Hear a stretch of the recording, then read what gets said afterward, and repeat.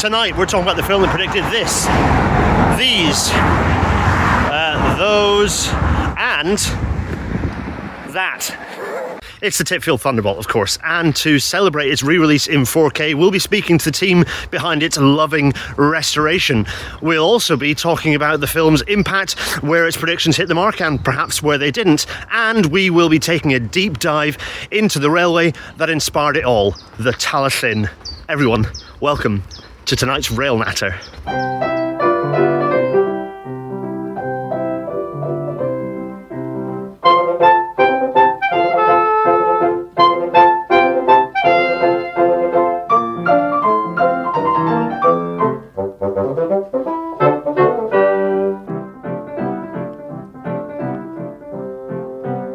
And as the Intercity 225 fades away, we start just as the film does, with the sleepy village of Titfield and its short branch line railway, because this is England. This is a film about the perceived innocence of the homeland of England, of rurality. All concepts we know here are entirely a concoction of the likes of Felix Studios, but ones we constantly find ourselves coming into contact with when advocating for a modern transport system where railways hold a role not just in urban areas, but in those rural ones too. The film is not entirely unsubversive though, and indeed it does poke fun at the inefficiency of the local line, and its quaintness as not necessarily an unbridled good, which is reflected in later scenes as the story progresses. One thing, though, that is particularly relevant is the film's idea of nationalisation. Very much fresh in everyone's mind, as it had only happened 5 years before its release. The nationalised railway was brand new, essentially, as the film was being made, and British Railways should be seen as one of the primary antagonists of the piece. It's interesting that the dynamic here is the kind of the delight of the quaint little private railway and all that it entails as the story develops. I dare say fed heavily by nostalgia for the pre-1948 railway. Kind of a similar nostalgia existed in the 1990s in government and informed and even enthused MPs about privatisation, and is still an animating force in rail policy today. Within the world of our film, there is this idea, reflective of the perception of some at the time, of the nationalised railway as some kind of gigantic corporate-style megalith saturated in bureaucracy. And of course, that meant efficiencies.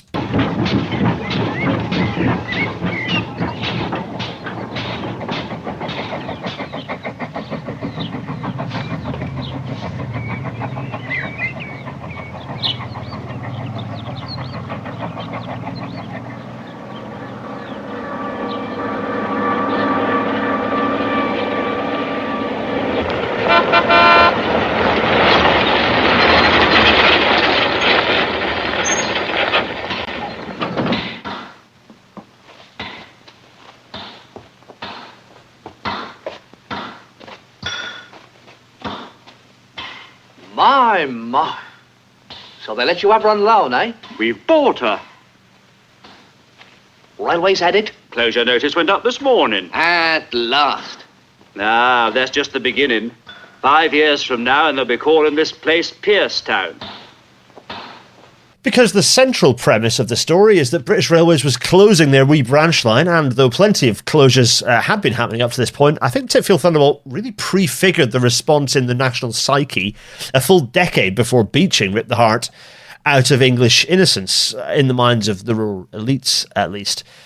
The other antagonist we have to talk about, of course, is buses. According to this film, buses are evil, somewhat predicting the later bus privateer era, if not bustitution in the meantime. It's funny that this closely resembles the behaviour of the big railway franchising players in the 2010s, who, for the most part, were, of course, bus barons, rich off the back of deregulation.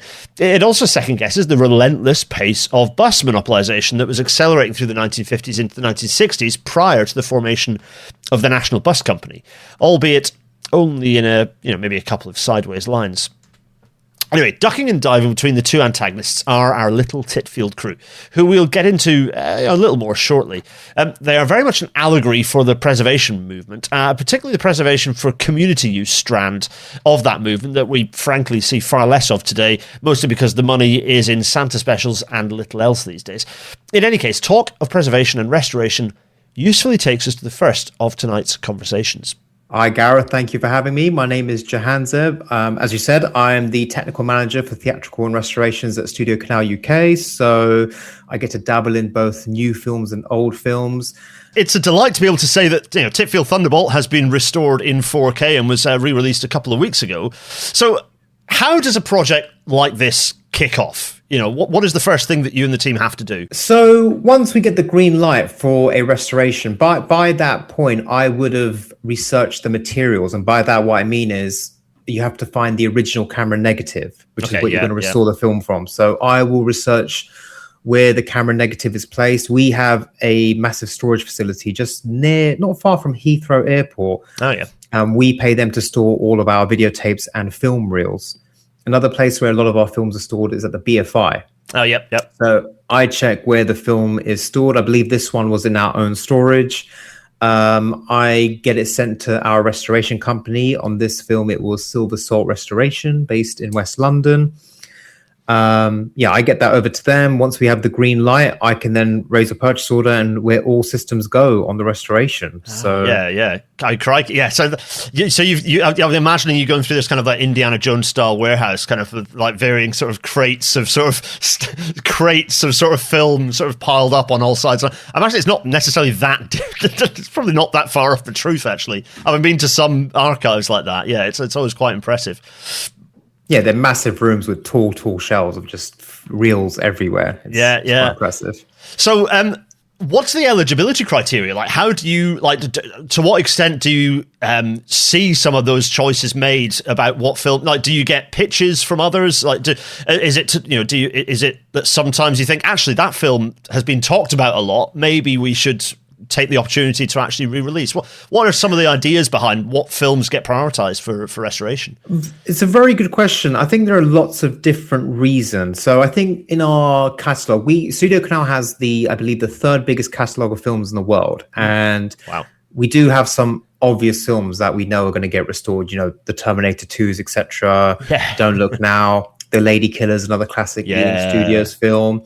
So with those films, it's a case of, for example, with The Lady Killers, I think the last restoration was 2009, which doesn't seem that long ago, but technology-wise, I was going to say 2009. Like you're still 2009, possibly still like 720p era. It's 1080. Okay, so it's HD. So you are into the HD era, but it's you're in HD. But as I explained further on, the technology just wasn't up to today's level, so it's worthy of doing another restoration. Another reason is we'll do lots of deals around the world. So we might sub-license a film to an American company or to a company in another country. So then that will trigger off a restoration. Yep. We in the UK have a catalog team that curates kind of what they want to do. They look at anniversaries. They look at kind of, what's coming back in fashion. If there's a famous actor and we're approaching a huge anniversary, or if it's the 30th anniversary of a great film. Yes. We'll get ready for that because it's always quite a big celebration of the film. Things like that. And I know some projects can also be passion projects. I think this is also a bit of a cheeky little passion project for some of the colleagues in the UK office. They really wanted this to be done. Oh, that is nice. Yeah. Oh, that's good. It's nice. That's a nice little tidbit actually, because it's the sort of film that it's a film about passion projects. So it's kind of nice that it's got that actually there is a love being poured into it from the Studio Canal team. I suppose for people not watching, Studio Canal in the UK has kind of absorbed like a sizable chunk of the UK's studio output since movies started being made, right, through acquisitions and mergers, right? So, Ealing Studios being a classic example, but quite a few of the other UK studios have ended up being part of Studio Canal as a group, right? So, So we've been kind of collating libraries over the previous many years and decades. So we've got some of Alfred Hitchcock's early silent films. Wow. Okay, yeah. We've got the Ealing Studio films. We've got the Coralco library, which is like Rambo. Oh, wow. Okay. Those films in the 80s. Yeah. Total Recall. So it's a pretty tasty little collection of films. So, what was the condition of the material? You said that you had to, you do the research, you collect it from archive. What was the condition of the Titfield material specifically? It wasn't too bad, especially given for its age. I know it was quite dirty and stuff, but there wasn't anything. I don't think there was any deep scratches physically on the film. That can always be a concern. Yeah. So does that mean? Yeah, I suppose we'll talk about the technical process momentarily. I suppose the important question before we talk about that technical process, and I start getting really excited because I love the world of film and cinema, and particularly all these sorts of processes. But had you seen or were you aware of Titfield Thunderbolt before you took on this project? I was not, I have to admit, and I am a fan of Ealing Studios, but I did not know this film. Because people often associate it, lots of people remember this fondly, but actually in the wider cinema world, this wasn't one of the big Ealing Studio hitters. It wasn't actually one of them. It wasn't a Lady Killers. It didn't reach those heady heights of kind of national and indeed international recognition. So yeah, it is a sort of, if you like, a more localized passion piece in terms of its original success as well, although it's been retrospectively sort of upgraded, I think, by critics a little. But at the time, it wasn't necessarily received in quite the same grand way. No, right? We must. Right. Yeah. So once we found the original film, once you've got those boxes of, those canisters of film or boxes of canisters, what does that process from that point look like? What do you actually have to do? Okay, so it begins with a very physical, analog, mechanical process. So you get the film reels and you check them on a bench. So this goes on a bench with a light box underneath, and you can inspect the film, because the first two processes of a restoration are very physical. You put the film on a physical cleaning machine where it goes through, the reel goes through, and it's eventually going to go on the scanning machine, which is a crucial part. So you first check the film on a bench, and films have perfs on the side, which are the little holes. Yes. And that's the mechanism to move film around through cameras and machines. So you make sure there's no very badly damaged perfs, because if a perf is damaged, the film could come off and start ripping, for example. Which is a disaster. Yeah. So you want to make sure complete disaster. Yeah. So you want to make sure that those are, I suppose, repaired so that it runs through. So if there's like a ripped out perforation, I'm sure everyone here has held 35mm film. I'm trying to think. I know I've got some up on a shelf behind me up there. I'm going to bring it down, but I'm sure even the Gen Z who are watching this, you're all familiar with 35mm film, for example, where it's got those dots down the holes down the side, and those are what help ensure you get a consistent speed and that it runs through. I suppose you can physically repair those, right? So you can actually you can physically repair them to make sure that it runs through smoothly. You can repair them, and then also bigger film reels are made up of smaller reels that were assembled together. And when you assemble reels together, you put a join on them, and some people can use cement, some people can use glue. So you make sure those joins are good as well. Because if the joins are broken, that could tear off. If the joins are a bit lifted off the surface, when it runs through the machine, there'll be a bit of a wobble. Yeah, exactly. So after that, it then goes on a cleaning machine, which takes about one reel of film, say 2,000 feet, which equates to 22 minutes of actual footage, would go on a cleaning machine for about 25 minutes. So it goes through, you put it in this machine, shut the doors on it. It goes through, has all these chemicals kind of flashed onto it. So it gets wet, and it goes through this insane dryer right at the end of the machine that completely dries it. It's like the equivalent of a Dyson Hoover or something. Oh, wow. But it literally goes through that and dries it off. So then the film's had a physical clean to get any surface issues off it. After that, we then have a very crucial part of the workflow, which is the scanning. So this is where technology is really improved. So a film scanning has really come a long way. So it goes on another machine, the reel goes there, and it goes through, and it's basically like the reverse of a camera. You have a lens and light, and it's basically taking a still of each frame. So each frame on a reel becomes one digital file. Yeah. And so you scan it in 4K resolution, 16-bit color. And when you scan film, what you do is you create something called a log scan. So in the video and film world, log is, if you look at a log image, it would be the image you're looking at, but more milky. There'd be no contrast. And what that does is, with a log scan, is it collects all the information in the image, the entire dynamic range, which means you have more to play about when you do the color grade.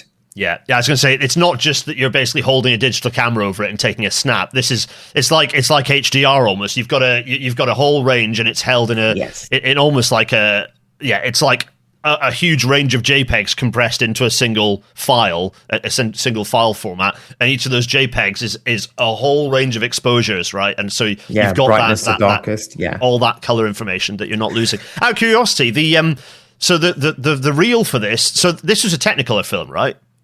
I was about to touch upon that. Oh, that's free strip, Technicolor. Okay, yeah, yes. nice one. So, but what size film what is the original size film that this runs through then? It says recorded on. It's 35 mil. It is 35 mil. Okay, it's 35 mil. In which case, I won't interrupt your flow. So it's been through. So it sounds like around about the running speed. It goes almost like running speed through the cleaning machine. So through the cleaning machine is running speed. The scanner is much slower. Okay, yeah. Especially if the film is in very bad physical condition, because you want to run it slowly, so you get a good stable image. Yeah.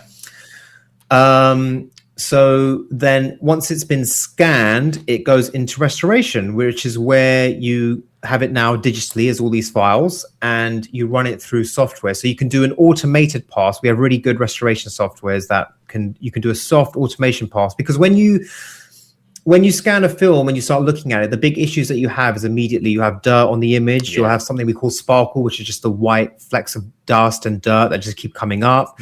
You can have scratches, you can have warping, you can have chemical stains. Yeah, those sort of anyone who's seen a film where you get the kind of the burning or melting effects. Well, those can happen just through exposure to a little bit of UV or even just age, right? So all those little things, those imperfections need to be, if not treated with your automated system, then at least flagged to then be treated mechanically, right?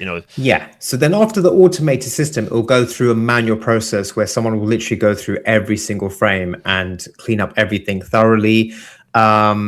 In this process, the guys who work at Silver Salt can really put in a lot of effort, because if you have a really bad scratch on an image, they'll kind of use previous frames and after frames of the shot to recreate where that scratch has torn apart the image. Yeah, it's not just a case of getting the Photoshop clone tool on the same, because we'll touch on some of those sort of questions later. But actually, it's actually about being true to what was being filmed, and by taking the frame before, the frame after, you can true to the original idea of the film, you can replace those things like scratches, which is easy for like Sky or for fairly standard, but I suppose that starts getting a little more challenging when you come to things like faces or moving objects. That becomes more challenging. Yeah, if it's a grey sky, it's like, okay, this is quite straightforward. If it's like blank wallpaper in a living room, but the minute you touch people's faces or some kind of pattern, it becomes an issue. So we touched upon that this was a Technicolor 3-strip film. So in the history of cinema, Technicolor invented 3-strip, which was their camera system where basically onto pieces of black and white film, they exposed the film on 3 pieces of film, one covered red, green, and blue. And so then in the printing process, they would then go and create the YCM, which is yellow, cyan, magenta. In the film and video world, that's kind of the color wheel: red, green, blue, yellow, cyan, magenta. What that then means with Titfield is you have to scan 3 pieces of film to make up one image. So instead of a normal film is traditionally 6 to 10 reels, Titfield was, I can't remember the full count, but it's 6 to 10 reels times 3. Yeah, okay. So, and the benefit of that was color information, right? You got a really Technicolor gave a really lovely, rich color, really vivid beautiful. And rich. It was lovely. Yeah, absolutely amazing, that era of filmmaking. When once you scanned these 3 pieces of film for each reel in the digital software, our buddies at Silver Salt then have to align the image. So you've got this kind of yellow, cyan, magenta, and you have to make sure they align, because if they don't, and you can see this if you watch old films sometimes on television that haven't been restored, you can sometimes see a greenish or even blue line on the outlines of characters or on the outline of items, and that's where that film was 3-strip and it's not been aligned very well. Yeah. So you have to pick points on the image and make sure everything aligns like perfectly. There's a lot of geometry involved actually on the computer. Yep. To what extent is, through this process, I'm imagining that if the software is reasonably up to date, actually it will be employing some of these fairly new machine learning tools. For example, in sort of alignment, I know that some of those tools are working their way into the restoration world, as they have already been in some of the other kind of optical and digital effects world. I'm not going to say the words AI because it's a little rudimentary as a description, but actually some of these sort of machine learning and some of these sort of edge detection tools are becoming pretty effective, quite hands-off effective actually at picking up some of these things. I think with this one, we still had a manual process, but I think those tools are eventually going to take over, and all it will need is just a human eye to make sure everything to validate, make sure you've got the human in the loop. But there is a lot of good automated processes in restoration software, which come in handy. And it helps because you want to spend all that human time in those faces or those challenging things where the computer's just never going to do the right thing. So at this point, so you've scanned, you've aligned the 3 separate Technicolor films. What's next? What do you do then? So now you have a restored image. It's all aligned. Now you have to do the color grade. Okay, yeah. So now this is where things get interesting and creative. So unfortunately, a lot of films that we restore are from an era where a lot of the filmmakers have passed away, sadly. So we always like to involve filmmakers where we can. So with the color grade, we'll always send our restoration company a reference file of what the film should be, which should be our previous release. That's just so you can check editorially you've got the full film and this scene cuts to this scene and everything's all there. We'll then also send a check print, a release print of the film. So this is what would have been projected in cinemas. Yep. We'll send that to the lab. They can scan it and then we can use that as a color reference. Okay, yep. And so with the color grading, we're not trying to do anything differently. We're trying to match exactly how the film would have looked. If there's an issue where perhaps the last master is from a long time ago and it's quite faded and doesn't look good, we'll do some research on the cinematographer and the director. We'll look at recent films that they also filmed around that film and go, this is how this is where it gets really fascinating. Yeah, because you're essentially, I mean, with a historic film like this, I suppose you're also, as there'll be research into knowing what the intention would have been with certain colors, you know, what the vividness was expected of a film at that time, and as you say, for the individuals involved, the director of photography, what were they doing? What was their intent with lighting? And it gets exciting. I love that stuff because people do not, people who watch films casually perhaps don't realize the level of effort that goes into lighting, into color grading, and back then it would have been all this expensive bulbs and all this kit, but all that makes a huge difference to the way the color looks, and therefore that's part of the storytelling. Particularly in Titfield, where you have this, the original train that they run is sort of a beloved but rather tired-looking black thing, and then you have this beautifully colorful, ancient locomotive that's the hero of the piece at the end. The color is such an important part of that storytelling. So it's really interesting to hear the work that you put in to bring that back to our screens again. Yeah, they wanted that train to pop off screen. They wanted to, look great in all its Technicolor glory. So that's what you have to do in the color grade. And then once the color grade is finished, you basically make the master files that will be shown in different places, because how you show the film in cinema is different to how you show it on a Blu-ray, to how you show it on HDR. So we'll make basically 4 major deliverables, which is the DCP, which is the digital cinema package, which is what plays in cinema. You'll make the standard HD file, which is what you see on TV and what you make a Blu-ray and a DVD from. And then we'll make our 4K HDR Dolby Vision Master, which is kind of the brightest, biggest way that you can see the film. And then we'll make a physical disc of that, the UHD, the 4K UHD. Yeah, which I'm delighted to be. Yeah, I've got the copy here. Which I've included 2 images that we've been talking. It's the 2 images. So it is within your package. You very kindly sent through some of the frames before restoration. Some of those are how it originally looked, and so I took 2 reasonably close frames to sort of compare. Firstly, the fidelity. You can see there's a difference in fidelity between the 2, but also in the vividness of the color. There's a little bit of a fade in the original there, and you can see the restoration really brings out those colors back to how they would have looked if you'd watched this in the cinema in the 1950s. It's a really beautiful comparison, I think, to kind of show what the result is.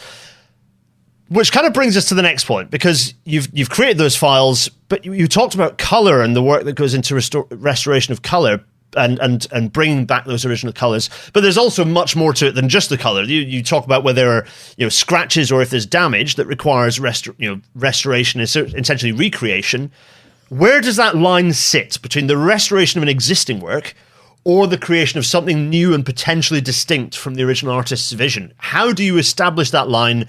What does that kind of journey look like from your side? I think you have to be very careful. And I think, as my boss at Studio Canal puts it, he likes to say that we are custodians of these films. And eventually, we'll pass it on to whoever replaces us. And you have to, as a custodian, you have to take care of this film. And you have to be true to the original vision.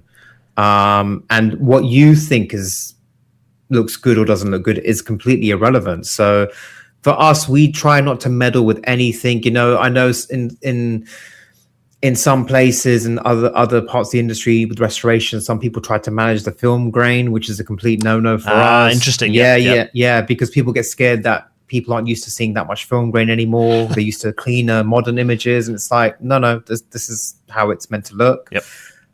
That's like taking the vinyl click sounds out of a vinyl. It's like no, that's part of the music. That sound is part of the decision making process. Yeah, absolutely. Same with film grain. So yeah, we don't try to create anything new. We very, very rarely ever meddle with anything. In fact, in my time, I've project managed over 100 restorations. Oh, wow. We had one example, sadly not on this film, but on Lady Killers. We had in Lady Killers, do you remember when the bird gets set free from the cage? Yes. And the bird is flying around the house, and then the lads are bumbling around trying to grab the bird. And another train movie, by the way. It's a highly rated train. I count Lady Killers as a train movie because the railway is such an integral character in that film, even if it doesn't get any lines. Yeah, it's all set around King's Cross. It's all like filmed around the corner from the great station. Yeah. So the bird's flying around, The bird's flying around, and it's on strings, obviously, in the film studio. So I'm watching the film, doing a quality control check, making sure there's no issue with the image. And I'm like, oh my God, the guys, they left a scratch in. This is shocking. And I'm going back and forth, and then it hit me. I was like, this is the string, and the light from the studio keeps hitting the string. And unfortunately, because we have such a pristine, fancy, nice 4K restoration, it looked like scratches. So it's I see what you mean. So you actually have to take a decision that obviously you want to keep the strings in, but the perception of the audience will be they will be distracted. They'll be pulled out of that movie thinking they've seen a scratch. Yeah, that's a really interesting example. So I emailed the whole catalog team. We had a really great debate about it. I was like, I don't really want to do this, but it will to the average viewer, it will look like an imperfection, a problem. It will distract them. Yep. And we just came to a decision. We're like, we're not changing the film. We're not doing anything drastic. We'll remove the strings. We'll do a bit of effects work on the image.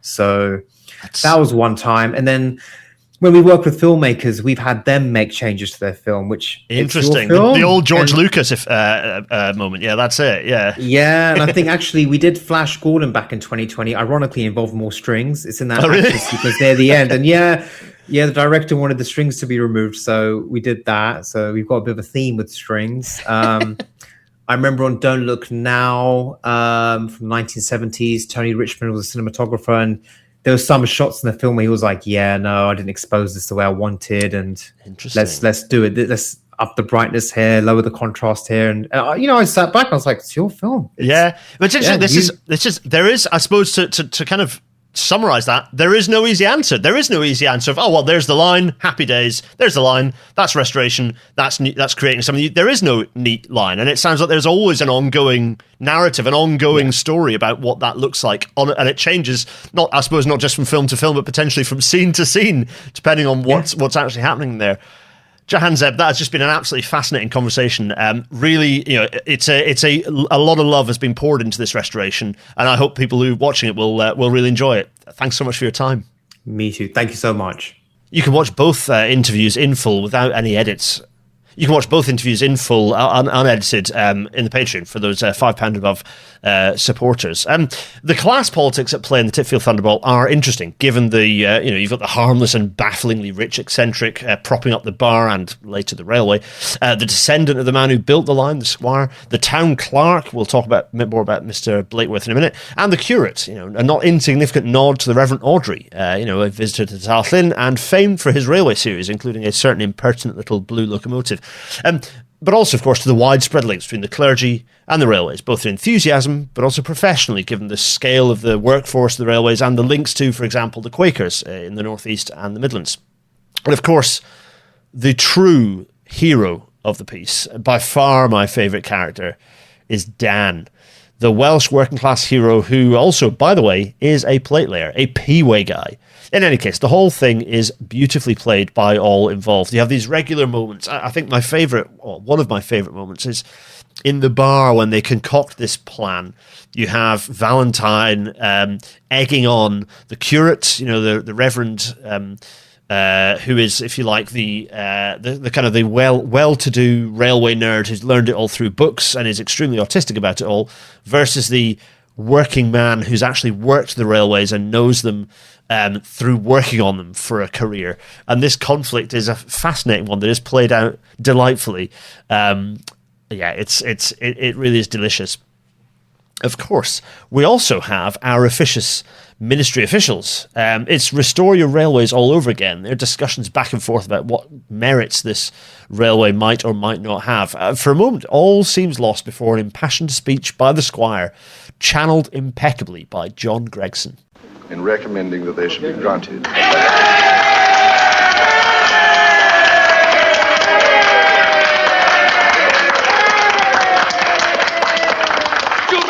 Condemning our village to death. Open it up to buses and lorries, and what's it going to be like in 5 years' time? Our lanes will be concrete roads. Our houses will have numbers instead of names. There'll be traffic lights and zebra crossings, and that'll be twice as dangerous. If you don't believe me, go by bus. We're not asking for a monopoly like you are. All we're asking for is the chance to keep our train running. Mr. Blakeworth, you spoke out frankly just now. You said people were scared of our idea. Well, that's quite true. Perhaps they are. Perhaps you're one of them.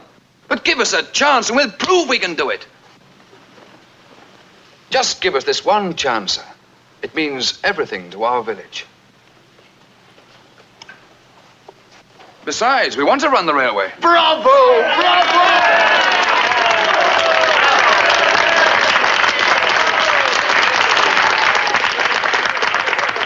And here we see some more of the insights of the film, because in charting the loss of innocence of English, and I say English very specifically rather than British, towns and villages, the filmmakers do hit upon a key prophecy, the giving over of our entire way of life to motor traffic. And there are not many moments in film history that actually put a pin in this collective surrender. So it is worth highlighting, given how much this lack of foresight has blighted the built and natural environment and dumped so many of us into transport poverty. Anyway, the class politics comes up again and again through the film. We see our previous rivals here enjoying each other's company.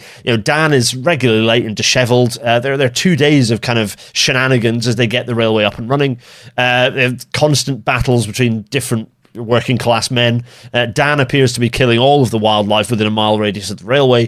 Mr. Blakeworth, the town clerk you saw in that clip, is kind of repeatedly made fun of or comes into for stick, as the working middle class man. And it is also extremely funny that the Ministry of Transport repeatedly refer to efficiencies, somewhat predicting the current government's approach to GBR. I briefly want to talk about Mr. Blakeworth. Here's the middle-class clerk here, played by primarily the eyebrows of Naunton Wayne, one of those actors who you kind of think was in everything, but actually is a surprisingly shallow filmography. He gets to be a bit of a hero, actually, at one of the climaxes, and there are quite a few climaxes of the film, but one of the key climaxes of the film, he gets to do some serious stunts, because the turn happens. Essentially, the stakes are elevated when a sabotage threatens to end everything. Indeed, we end the first act with everything hanging in the balance, just as they were for so many railways in the middle of the 20th century. Something myself and Tim Dunn, drinking at 1 a.m. in some station pub somewhere, have often mulled over. Seen here. As ever, if you want to arm yourself with the tools to make transport better, then joining the Patreon for £5 a month is a great place to start, giving you the free audiobook of How the Rails Will Fix the Future, as well as access to the weekly bonus episode with the full back catalogue, adding a big chunk to the Rail Natter canon. Go to patreon.com/Gareth Dennis. And tonight's bonus will be live, recorded from a hotel room. This is what Leeds needs. We'll be going into some of the plans that I strongly believe would have been the right ones and continue to be the right ones for Leeds in the long term.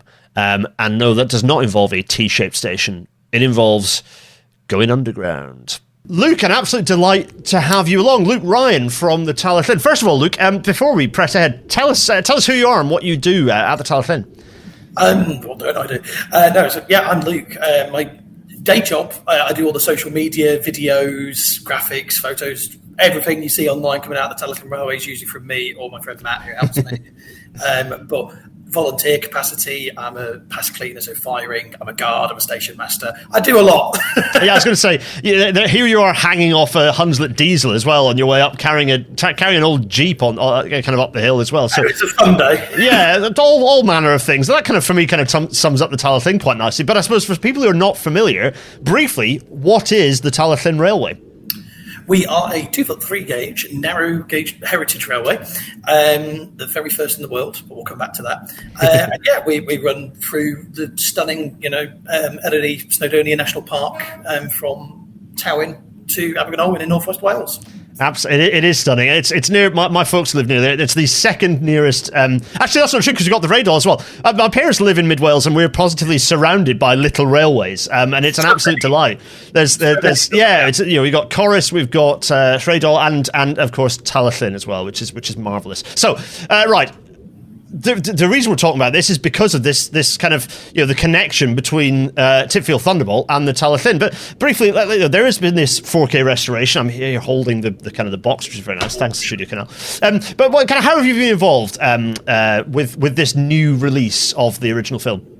Yeah, so the Tallaght Railway provided inspiration to the original film. So when they were doing this, they reached out to see what kind of artifacts we had that related. So we've helped provide some of that, and also helped with a new special feature on the Blu-ray book. Yes, of course, which we'll touch on that a little bit later on. So, here's Titfield Thunderbolt. Why is, these images that seem very familiar, why is Titfield special for the Tallaght, and I suppose vice versa? What is the connection there?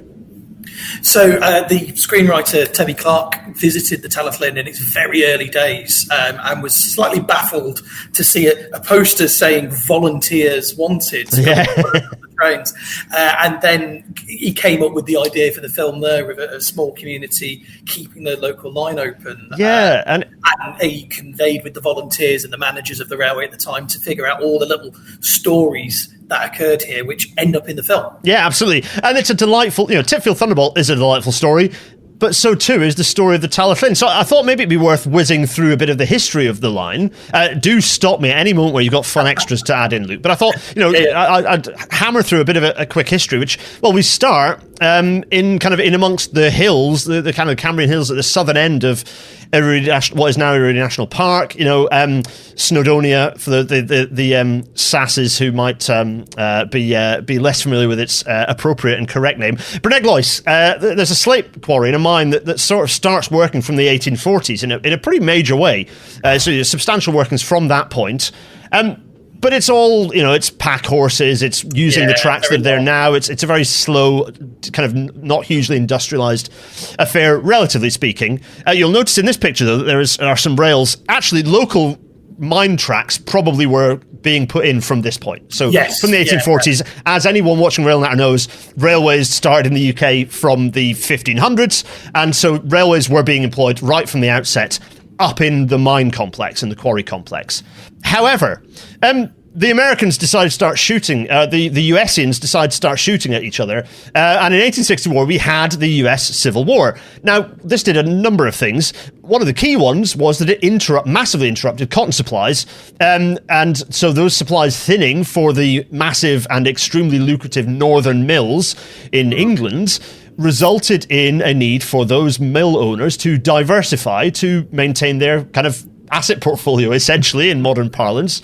One big mill owners were the McConnell family in Manchester. Yep. And actually, the Dr. Daphnis Gwyn's done a talk on this, and some of the staff, the workers, were very much kind of in sympathy with the slaves and the reason for fighting that war. So they were really keen to diversify. Yeah, okay. Yeah, very interesting. So led to Slate. Yeah, absolutely. So that diversification results in a whole heap of cash being spendable on modernising, expanding and linking the rest of the country to the mines and quarries at Bryneglois. Bryneglois, by the way, is Chapel on the Hill in Gymraeg, if I'm not mistaken. That is what Bryneglois means, yeah. My brother's called Bryn, which is a funny joke. Anyone called Bryn out there, it's a funny joke because it means hill, and it's quite funny when in utero, when, anyway, blah, blah, blah. Right, so that's always an easy way for me to remember what hill is in Gymraeg. So, and here, by the way, this image is nice for another reason. This is the big, I would say, probably the most impressive and imposing bit of civil engineering on the line. The viaduct at Dolgoch. It's part of the logo. I mean, where's my car keys? My keys have the nice brown fob to the Talyllyn, which has this on it, which is lovely,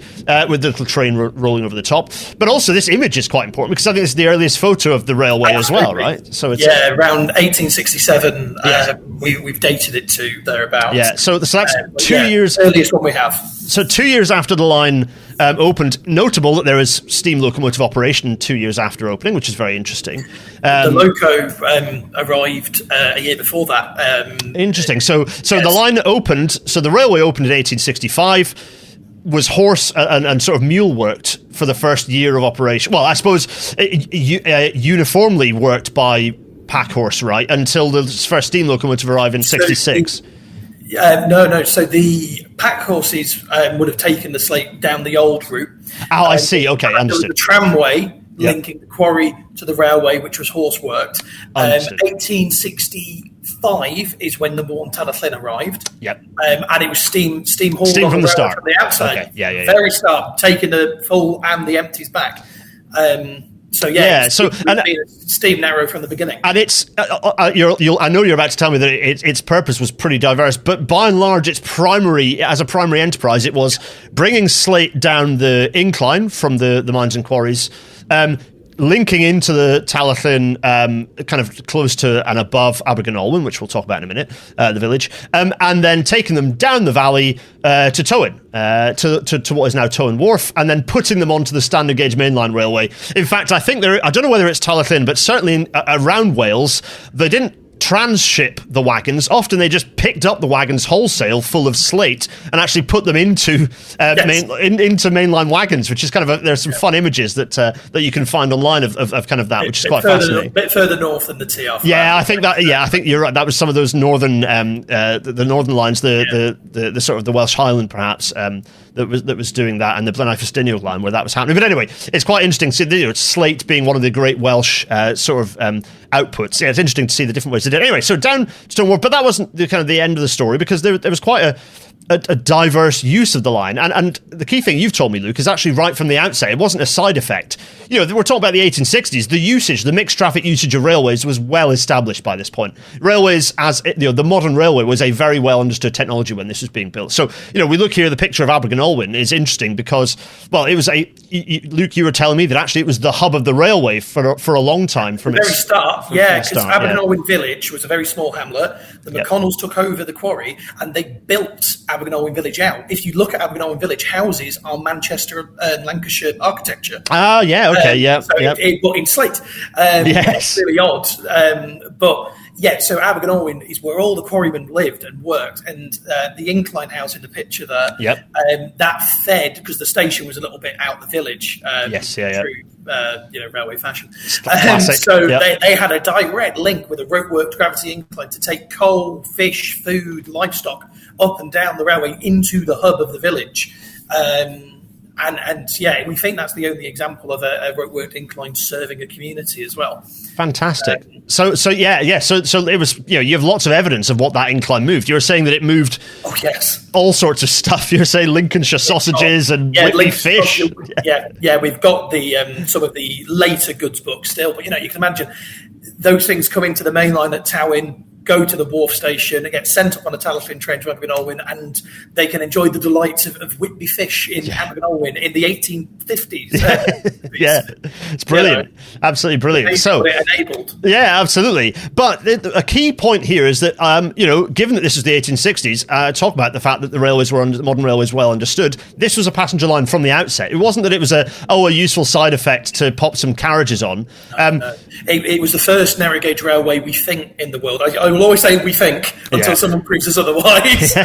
But we believe the Talyllyn was the very first narrow gauge railway to be built with the intention to run steam engines and passenger traffic from the outset. From the outset, yeah. The picture shows a lovely typical Talyllyn train. This is around 1910s-ish. Okay, yeah. And you've got your two carriages, the brake van, and a line of wagons just either full of goods for Abergynolwyn or slate empties going back to the quarry. Back up the hill. And that was the predominant way they ran the trains. It was mixed because they had a one engine in steam policy because there was no signals, no tokens.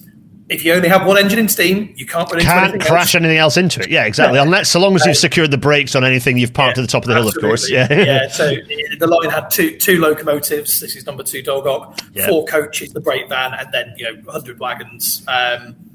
That's a typical one. Yeah, it's really nice that Dolgoch still is still running. Right, is runs today, right? Dolgoch is still both original locomotives, which is so lovely, yeah. And the original passenger carriages were probably, again, we think, we're the only railway in the world that can say much rebuilt. We're running. Yeah, it's a Triggers Broom situation for sure. Absolutely, but the soul of them is still original. We didn't change it all out in one go. A bit's changed there, and then there, and then there. But anyway, we can say we still run the stock the railway was opened with, carriages and locos and the brake van. That's just incredible, absolutely spectacular. We'll get to some other. I need to talk about the heart and soul of Talyllyn later. Do not let me forget. But anyway, our history. So this ended up being a pretty substantial railway operation in its own right. You've got pretty substantial complex that started being built down the hill. Closer to the mainline railway, you start having much more substantial sheds for maintenance. A pretty substantial complex down at the bottom of the hill, just a little bit up from the wharf. Anyone who knows the Talyllyn knows that the wharf. There's the kind of the area there, but actually the hub of working, the exciting bit where you can see people milling around repairing stuff, is a little bit further up the line after you've been on the train for a little bit. And that was what it did. Quite a lot, right up until the point that it didn't. Well, maybe not actually. Maybe it never really stopped. But there were basically its original purpose, if you like, or one of its key instigating purpose, perhaps, was kind of curtailed by the fact there were a massive series of collapses within the mines in 1946, which rather abruptly ceased operations at scale. I say until it didn't. Luke, you reminded me that actually it never really stopped. There was a transition, but maybe it's worth saying. In fact, there's an image. So the image at the above is somewhat the railway looking a bit stopped up, but the image below is actually of the start of a new era. The start of a new era. So perhaps we should bring in the pioneers, and you can talk about what that new era is and what happened. What happened? Why after the mines closure and the kind of the running down? It wasn't an immediate stop because there was lots of stock of slate to bring down. But when that run down, what happened? Tell us what happened. Mine shut after the collapse. The owner of the line, sole shareholder, Sir Hayden Jones, he bought it all in around 1910 and vowed he would keep the railway running for his constituents. He was a local MP, and keep jobs going. Once the quarry declined and shut, he promised he would keep the railway going until he died. Around this time, not the chap in the white coat in the middle, to the right is Tom Rolt. He visited the railway in the late 40s and fell in love with it. It was this last bastion of independent railway because it was never nationalised. It somehow escaped Whitehall's nationalisation in 1948. I think they thought it was closed. And he wanted to help keep this independent railway company that was very obviously on its last legs going. His friend on the left, not on the engine, Bill Trinder, got together and they've hatched effectively the plan of what can we do? Can we help? And they had talks with Sir Hayden, and he was quite keen on free help. Why not? Yeah. And then sadly, in 1950, he passed away, and the railway carried on for its 1950 season, and there was a bit of question. But in October 1950, these chaps formed the Talyllyn Railway Preservation Society with a meeting in Birmingham. You've got David Cohen on the engine, the first engineer, Bill Trinder, the first chairman. Chap in the white coat was Pat Whitehouse, who was also the CEO and founder of Vintage Trains. Interesting. Trust. Okay, yep. And his son, Michael, who's the CEO at the minute, is still very keenly involved with the Talyllyn. Lovely. So yeah, Michael Whitehouse. I think he was first secretary. Tom Roll was the first general manager, and Pat Garland, his lovely Dickie Bow, was the first treasurer. And they devised this thing of, we will have memberships, so people can pay their money, and that gives us funds, and in return we will give them free train travel and the ability to volunteer. Yes. And very quickly they came up with this idea. They were still talking with Lady Barbara Hayden-Jones, Hayden's widow, and we still have a contract in place with the Hayden-Jones family where their relatives are on the board, and if we ever close the railway, we have to pay a lovely sum of £1 to the family.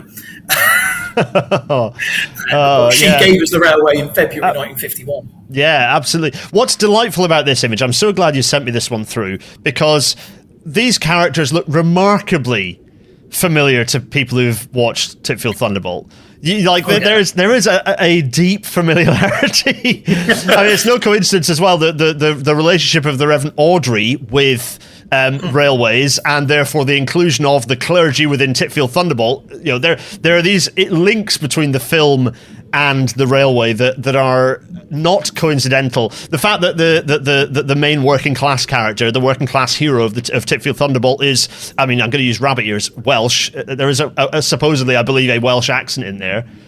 So Dan, Hugh Griffiths, Dan, who plays Dan, yes. He was a friend of Tom Roll and was a vice president of the Telephone Railway when he was cast in the film. Really? So the connection even goes that So he far. is Welsh, it's just that he's got movie accent that means that the accent sounds a bit strange. Yeah, okay, I was going to say, because he's definitely... He was invested with the TR as well. Absolute crikey. Dan, we don't know if Tom suggested him for the role or not, but... Absolute, I mean, my favourite character in the movie by a long, long way. Brilliant. But also somewhat looking a bit like, he looks a little like your engineer here on the footplate. There's a familiarity. Marvelous. And then you have a Valentine character in the treasure. Just marvelous, absolutely marvelous. Anyway, so volunteers. The volunteers getting stuck in. There's this wonderful. I've put it up as a hero image because it's just such a wonderful image of all the kind of the volunteers getting stuck in of all ages. It's worth saying. You'll notice the wee lad and someone who's lost all of their hair, also sitting fairly close by, and women as well. So there's quite a diverse range of people getting stuck in, absolutely. And I really love this. What I like about this is slightly to one side is, okay, it's somewhat British in that we've got volunteers of all ages and genders getting stuck in to build the railway here, and it's a heritage railway, or an operation that is now what we'd call a heritage operation. At about the same time as in Yugoslavia, having done an episode a while back on Yugoslav history, where the entire country had work groups like this building their modern railway network. So there's kind of an interesting parallel across nations there. But anyway, you have these wonderful images of the volunteers. Here's a lovely image of three chaps with a locomotive in steam and these lovely little wagons behind. Another hero image here I love because you just have this wonderful. This is a really nice image that I think captures the verticality of the Talyllyn, because anyone who was not taking a train had a long, fairly relentless walk uphill. It's a noticeable walk up the hill to kind of get up to Abergynolwyn from the coast. So yeah, it's just some really lovely images, and you end up with the operation that we are familiar with today. Here's a nice image, a kind of a more recent image, I would say, of Wharf Station. You can see that the platform looking like it's had some work there. You can see a nice Moggy in the foreground, a lovely Morris Minor, and the original carriages, as you pointed out. But I want to say there is a wonderful moment in the final act of Titfield Thunderbolt where you have the passengers and eager supporters of the railway who have hopped out and are pushing the carriages, the kind of the one carriages back up the hill to meet the errant locomotive. And what I love in this wonderful moment is that I was delighted to find in your treasure trove of images that you'd included the precise moment that inspired the filmmakers to have that in the final act, because here it is happening for real.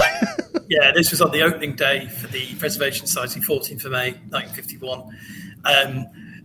Slightly different reasoning, I think you said, that it's a slightly different reason. It wasn't quite the calamity of errant locomotives and such. There wasn't a runaround loop here, so they shunted the engine into the siding and got everyone out to push, and then the loco docked on and went back to wharf. Which is fab. But I have to say, that is the charm of the Tallaght Lane. It is a wonderful railway. I cannot recommend it enough. Boxing Day operations, like going down at holiday time, is particularly lovely, but actually all year round, whenever it's operating, it is a heart-filling delight of a railway. And that's facilitated by the fact that there is this big team of supporters, either direct volunteers, operators, engineers, people digging, people collecting tickets, whatever it happens to be, running websites and social media, people working to support the railway, and also the wider group of people who provide financial support. There's this huge network of people who provide support. And there were recent, very important celebrations. Luke, tell us about those. What is this? People might be doing some adding up of their sums and working out what's happening. What is that significant moment? Well, as you can probably see on the front of the engine.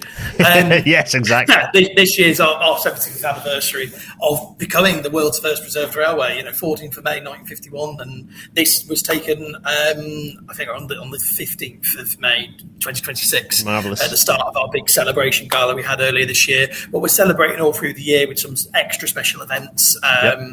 And just making a noise because we're happy to do what we do. We've got 450 odd active volunteers, so this is just a slice, really. And there are, of course, plans for the future. Yes, they're really important. We're not standing still. No, that's the big thing. Is we've done 75 years, and we want to make sure we can do another 75 and beyond. So, quite fittingly, we've got something at the minute called the 75 Appeal, which we are raising £750,000 to help support a major redevelopment project, the Preserving Our Past, Building Our Future project, which is currently funded by the National Lottery Heritage Fund, Western Garfield, the Welsh Government. We've got lots of people involved, which is really exciting. These things are always a massive consortium and collaboration of many stakeholders and partners. Absolutely. What you can see here is a vision of Pendray in the future.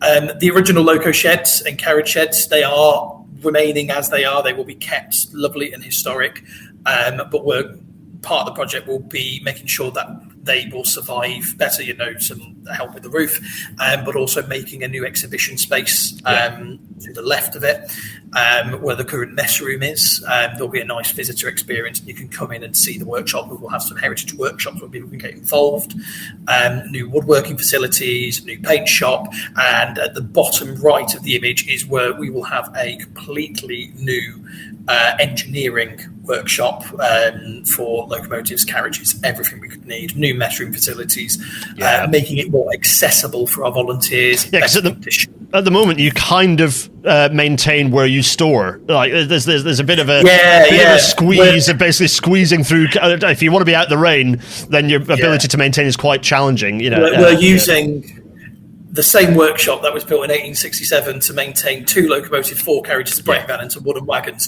for 16 locos, 4 diesels, 30 carriages, more modern wagons. It's worth saying for people who don't know, the Tallaght Lane is now an extremely extensive operation. It runs an intensive timetable. Like we run. If you wanted to come and visit, we run 7 days a week from March to November. With trains we've got more trains in the day during the summer, but we also have events all the way through. So we are active. It's busy. It's a major employer for the area. It's a major attractor of tourists and visitors. It is a beating heart for this corner of Wales. It is a fantastic facility. The heritage is wonderful, but the fact that it is faces the future is also absolutely crucial and positive as well. And it's a very inclusive railway as well. There's been lots of discussion about heritage railways having some challenges on that front. That is not. The Tallaght Lane does not have that problem. I'm very confident. But to enable that, we've got to do this project. And another aspect of the project is actually more volunteer accommodation with a disabled accessible room built into it. Because at the minute, we can't offer a truly accessible volunteer accommodation for our volunteers, but this will enable to us, and it will just increase the amount of beds we can offer at subsidised rates to people who want to come and travel. We get volunteers from all over the world, Japan, Australia, everywhere, and there are railways, and I don't say this in a bad way, I say this in a way of I want them to succeed, but there's railways in population centres that can't attract locals. Absolutely. And it's such an important thing to do to offer those spaces because the minute I wouldn't be here now, I couldn't afford to rent a cottage. Yeah, or a anyone who knows what the second home market is like in Wales right now will know the challenges of getting access to. Exactly. £5 a night at the hostel got me down as a volunteer travelling from Preston to Towyn on the train. And I'm not alone in that. So many people all over get invested. It's crucial, and such a really there's a. I was making the joke, Luke, and I'm sure you heard me make the joke a while back over New Year when I travelled on Boxing Day, and I was reasonably confident. I'm pretty sure I queered the driver there, or possibly the farmer of the train. But I was saying that like pretty much everyone on the train that operating the train that I got on with the family was queer, and it's just such a nice. I'm pretty sure you're right. Yeah. You were right. That tweet went around some of the volunteer circles. They were like, actually, yeah, he's got the gaydar on. I know that's it. But it was such a. But that's for me. That's it. Just like these environments have historically and have the potential to continue to be a little bit exclusionary on that front, and the Talyllyn has never, in all my experience of it, has never felt like that. It's felt like a wonderful inclusive space, wide range of ages of volunteers, backgrounds of volunteers, really, really lovely, and also really deeply embedded. Talyllyn is I see volunteers at Talyllyn who I also know volunteer at lots of other places. Shout out to those of you who also volunteer, for example, at Beamish or other places. So, yes, I'm calling specific people out. Lovely to see you at both locations. Yes. But it's a delight that actually there's this beating heart of the railway community, not just the volunteer community, but the railway community, those who care about railways at large. And again, crucially, about their future. Of course, the next question I have to ask is, what's this? Part of our next steps in the future. Now we've just very recently, this has come back to us. 2022, we bought 2 battery electric locos, and we're making one out of the 2. That makes some sense. Yeah. So it's currently up at Pendray getting all its wiring done, and I think they're ready to take the battery boxes up to get them fitted, and we'll get doing some trial runs. And the idea about this is again reducing emissions, making ourselves a little bit more friendly for our neighbours. At 6 a.m. in the morning, we don't really want to fire up a diesel and wake up all our neighbours. Yes. There used to be open fields, and now it's housing estates around Pendray sheds. So if we could just turn a switch and trundle rather silently, that keeps them happy, keeps them on side. And also there's a chance that it might actually have the range to do some engineering trains as well. Oh, nice. Okay. Yep. It's just that thing of we're not thrashing our diesels as much because one of them's the first diesel we ever got is mainly on heritage use now. It's it gets the occasional engineering trip out, but we want to look after it. Alf will do anything you want, but it doesn't have a cab. And then the 2 Bagley diesels we've got are a bit more, I say modern, they're from the 80s, but they're a little bit pernickety, is what I would say. So, but also, it's more flexibility. Yeah, and as a future-facing railway, you want to move into a world. The cost of diesel is only escalating. Moving into a world where actually you can rely on local, sustainably generated electricity. We already have solar panels on all our carriage sheds, loco shed, the toilets down at Wharf Station. We've got part of the policy is any new building we put up, it's solar panels. Yeah, to at least self power, if not more. Yeah, exactly. Yeah, we generate enough electricity we've already got an electric road van. And we'll generate more than enough electricity to keep this charged up for whenever we need it. So fantastic. It makes sense. Yeah, absolutely. And of course, we must move on to our own Valentine, dear Tim.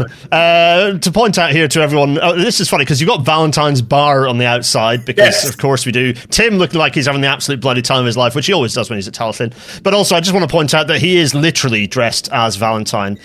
Same dicky bows, same waistcoat, same pockets, like same posy. It's just down the hat, that's all. But Tim's never been a hat person, really. So there we go. So there's Tim having a delightful time. Why do I bring it up? Well, because Tim came over and has been involved in this new special feature that we alluded to earlier. So, Luke, tell us about this new special feature. Tim Dunn on the railway that sparked the Titfield Thunderbolt. Tell us about the new special feature. It's exactly that, really. Tim came, we filmed this lovely thing, and effectively it is that story that we briefly went over earlier. It's how Teddy Clark found the railway. He found those inspirations behind the Titfield Thunderbolt. We delve into the letters exchanged between him and Tom Roll, exchanging stories, his visits to the Talyllyn, to do his first-hand research of why the hell do you want to run a railway for free? Because he was slightly baffled.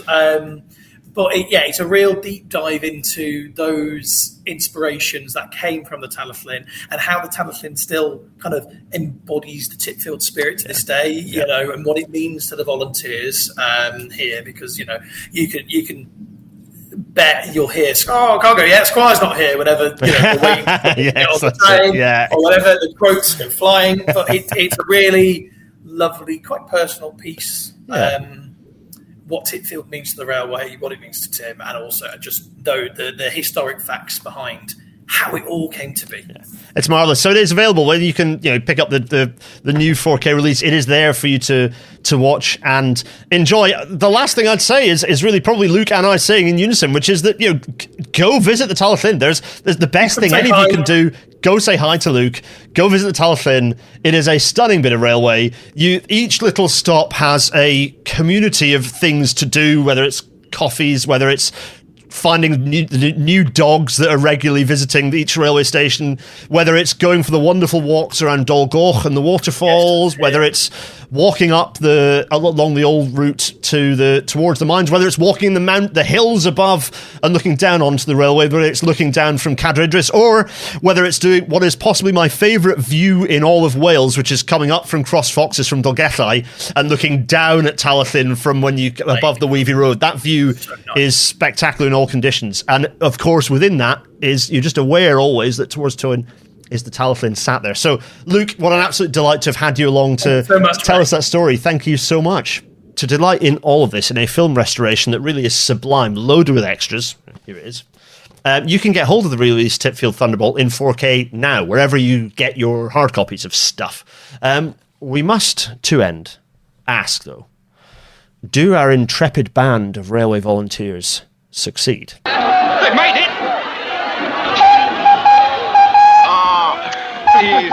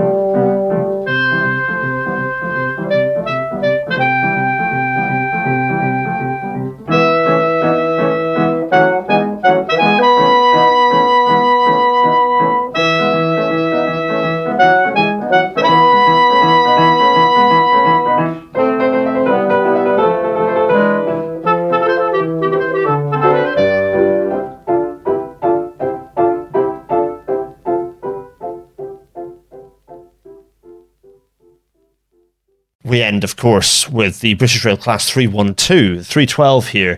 It's another AC EMU, of course. These ones, though, are slightly strange. They were built as the sort of second and last of the Mark II body shell BR era multiple units. They're built quite late on for this stock, and as a result, they have some strange, quirky features. So they're the last slam door multiple units built in the UK. This resulted in not having a particularly long life. Actually, they were withdrawn fairly early. They were built in between 1975 and 1978. They were indeed based on the Class 310s, which are the ones that were built, the suburban services, which we talked about a few episodes ago.